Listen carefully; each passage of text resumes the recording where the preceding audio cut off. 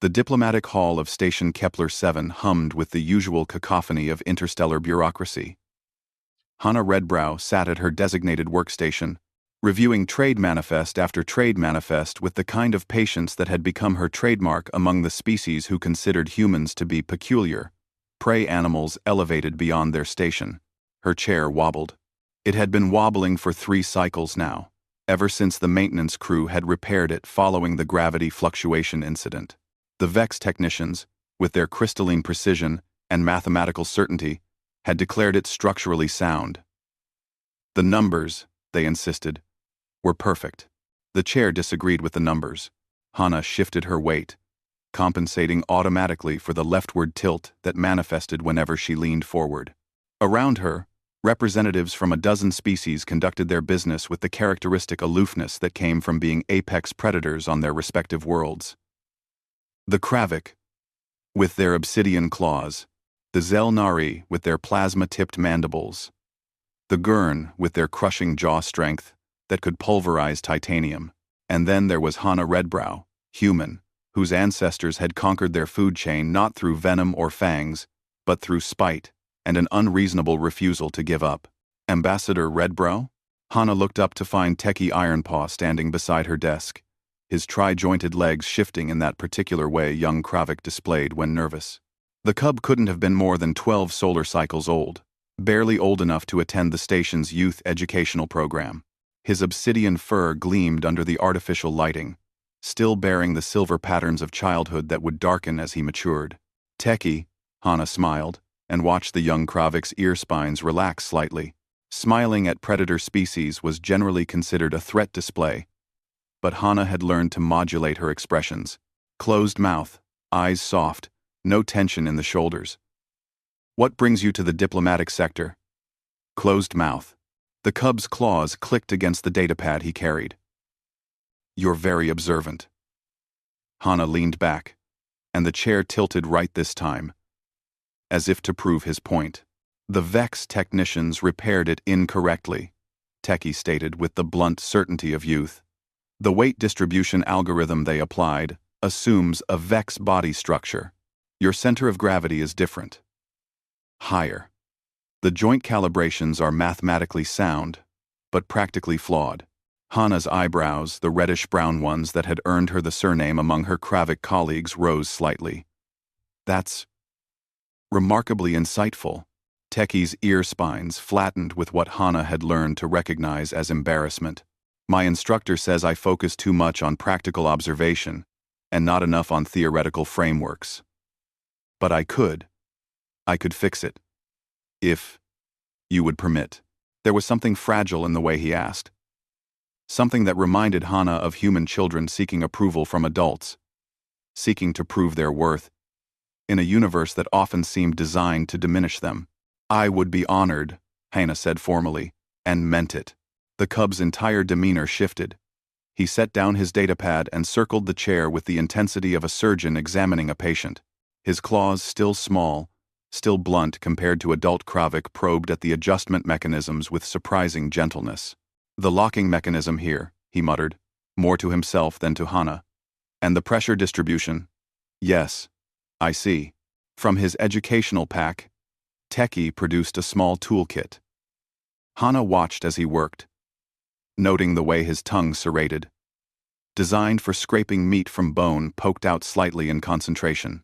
It was such a universal gesture of focus that it transcended species. Other diplomats passed by, casting glances at the scene. A few Kravik adults paused, their expressions unreadable behind their predatory features. Hannah caught the gaze of Ambassador Krell Ironclaw, Techie's clan leader, who watched from across the hall with an intensity that might have been concern or might have been pride. This joint was calibrated for static weight, Techie explained as he worked. But humans move differently. You lean forward when you work. You shift. You're not static like Vex or anchored like Gurn. The chair needs to accommodate dynamic load redistribution. You've been studying human biomechanics? Hannah asked. I've been observing, Techie corrected. In the educational center. The human instructors move constantly. They gesture with their hands. They pace. Even sitting, they're never truly still. He paused, looking up at her.